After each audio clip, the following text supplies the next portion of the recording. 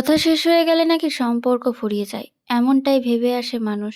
সারা জীবনে কতবার আমাদের কত মানুষের সাথে সম্পর্ক হয়, তারপর ধীরে ধীরে আগ্রহের অভিমুখ পাল্টে যায়, জীবনের গুরুত্ব বদলে যায়, কথা কমে আসে, সম্পর্ক হারিয়ে যায়। একই রকম ঘটনা ঘটে রক্তের সম্পর্কের মানুষের সাথেও।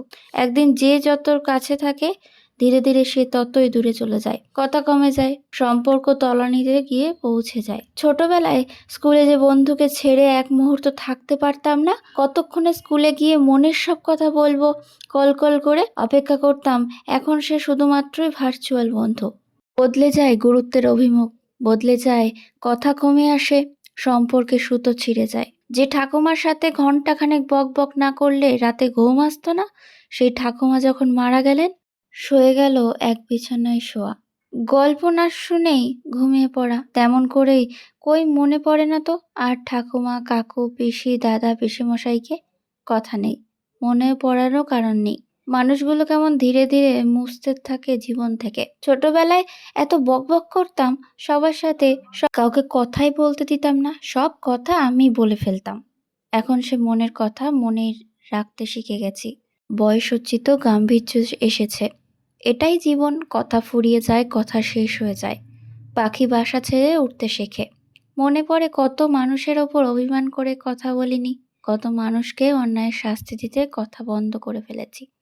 আবার কত মানুষ তীব্র অভিমানে আমার সাথে কথা বলেনি, কেউ বা রাগ করেও কথা বলেনি। যাদের এককালে খুব আপন মনে হতো, তাদের সাথেই সেভাবে কথাই বলা হয়নি। বলতে গেলে কেমন বোকা বোকা লাগে।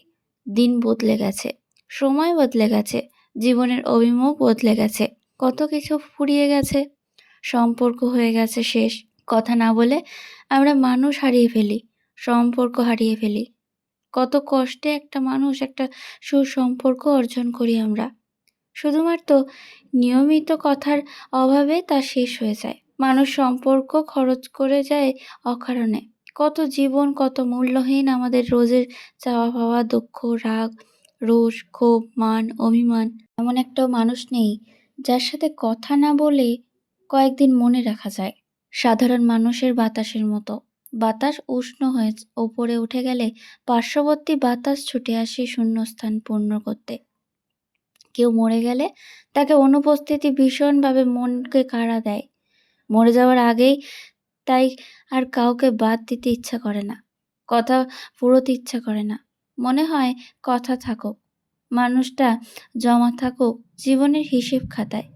2020 বা 21 আমাদের অনেক কিছু ছেড়ে দিয়েছে, বা আমাদের 2024-এও অনেক কিছু আমরা ছেড়ে দিয়ে এসেছি।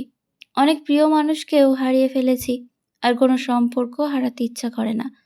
মনে হয় সবাই থাকুক, কথায় থাকুক, মনে থাকুক, সাথে থাকুক, বন্ধনে থাকুক। কিছু না হওয়া কথার মধ্যেও কথা রয়ে যায়। আমরা কারোর খোঁজ নিই না, আত্মীয় স্বজন বা পাড়া প্রতিবেশী কারোর খোঁজ নিই না।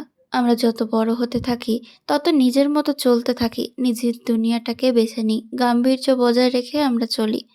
কিন্তু আমাদের চেষ্টা করতে হবে একটু হলেও সবার সাথে সম্পর্ক বজায় রাখার। সম্পর্ক বজায় না রাখলে সেই ভালোবাসাটা আর থাকে না, ফুরিয়ে যায়, সেই সম্পর্কটাও আর থাকে না।